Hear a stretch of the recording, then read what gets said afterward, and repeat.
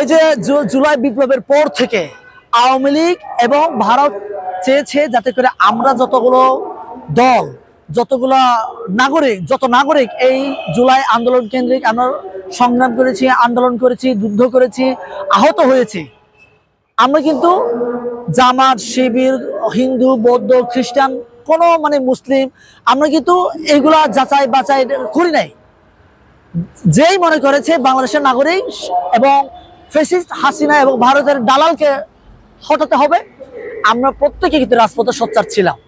এখন এই রাজপথে সোচ্চার হওয়ার পরে যেই মুহূর্তে আমরা আপনার ফ্যাসিস্ট হাসিনাকে ভারতের দালালকে আমরা টানি দিলাম, ওই মুহূর্তে ভারতের দালাল আওয়ামী লীগ এবং ভারতের একটাই এজেন্ডা, সে এজেন্ডা হচ্ছে এই জুলাই বিপ্লব কেন্দ্রিক যারা কিনা আন্দোলন করেছে, এই জুলাই বিপ্লব কেন্দ্রিক যারা কিনা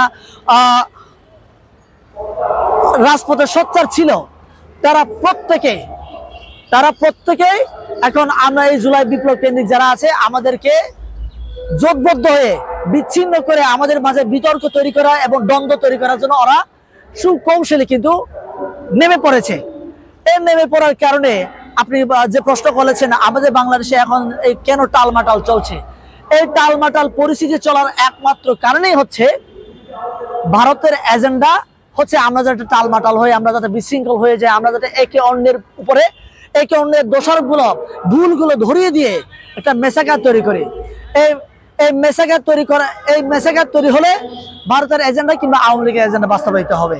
এই এজেন্ডা আমরা বাস্তবায়িত হতে দেওয়া যাবে না। এখন আমি মনে করি এই জন্য এটাকে আসলে আমরা যদি ভালোভাবে হ্যান্ডেল করতে চাই, তাহলে আমাদের উচিত যে সর্বদলীয় সরকার গঠন করা। সর্বদলীয় সরকার কেমন হতে পারে? যেমন আমাদের বাংলাদেশের 300টা আসন আছে, এই 300 আসন থেকে বিএনপি 100 আসন হতে পারে এবং অন্যান্য দলগুলা যেমন জামাতের 50টা হতে পারে এবং 150টা অন্যান্য সংখ্যা যে দলগুলো আছে, সব দল মিলে আমি মনে করি যে সর্বদলীয় সরকার গঠন করে আমরা একটা কাজ করি, সেটা হচ্ছে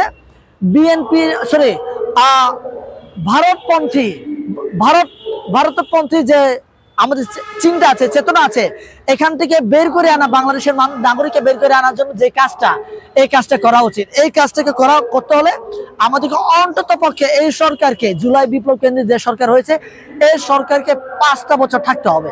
5টা বছর থাকতে গেলে এখন কি এই সরকার জুলাই বিপ্লব কেন্দ্রিক কিংবা যারা এই যে এনসিপি কিংবা এই যে ডক্টর ইউনূস সরকার কেন্দ্রিক এখন বর্তমানে যারা আছে, এরা একলাই থাকবে না।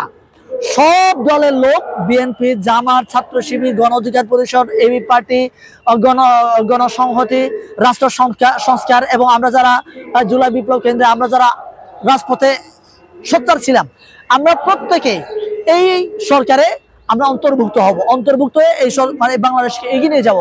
বাংলাদেশকে গঠন করে সংস্কার হওয়ার পরে আমরা নির্বাচনে এসে যারাই নির্বাচিত হবে, এই বাংলাদেশের জনগণ যাদেরকে চাইবে এরাই সরকার গঠন করবে। আমি মনে করি এইভাবেই আমাদের যদি আমরা সরকার গঠন করি, এই যে আমাদের যে টালমাটাল চলছে, এই টালমাটাল পরিস্থিতি আমরা খুব ভালোভাবে নিয়ন্ত্রণ করতে পারবো।